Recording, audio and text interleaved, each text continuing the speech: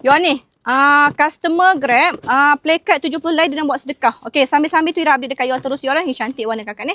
Okey, Ira update dekat you all terus. Okey, kain play card you boleh campur dengan batik sarung sekali. Ada customer dia memang nak beli skodi persamaan 20 helai kan, tapi nak campur.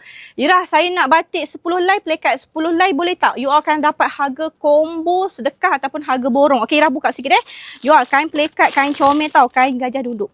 Memang comel, sentung besar, labuh kakak, bidang 45, basuh tak singkat, tak luntur warna. You nak pakai sendiri, nak bagi sedekah kat puas hati. Tu je Ira boleh bagi tahu dekat you Memang gajah duduk tak ni nafikan. Kain cantik, halus kan ni. Kain cotton betul dah. Okey, batik sarung kakak, sentung besar. Okey, sentung besar, bidang 45. Okey, 2 meter. Ira buka ni Ira buka warna gelap sikit ni. Ira nak tunjuk contoh dekat you warna baru ni ni. Cantik kak. Basuh tak singkat, tak luntur warna ni. Tengok ni. Tengok ni.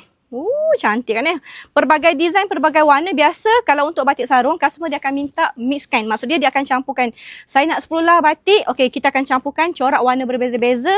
Kalau kita nak 20 helai batik, kita akan campurkan. Okey, play card ni dia tak ada pilihan sayang. Sebab dia mari satu box tu dia cukup warna dah. Warna lain dah. So you all just comment nak berapa helai. Okey, you all nak campur, Ira akan belanja you all harga super jimat, harga super murah. Kakak komen je nak buat sedekah, nak berapa lah. Ira tolong you all nak 3 lah, nak 10 lah, nak 20 lah, nak 1 dozen, 12 lah, terpulang. Just komen saja nak berapa lah kakak Okey, jom.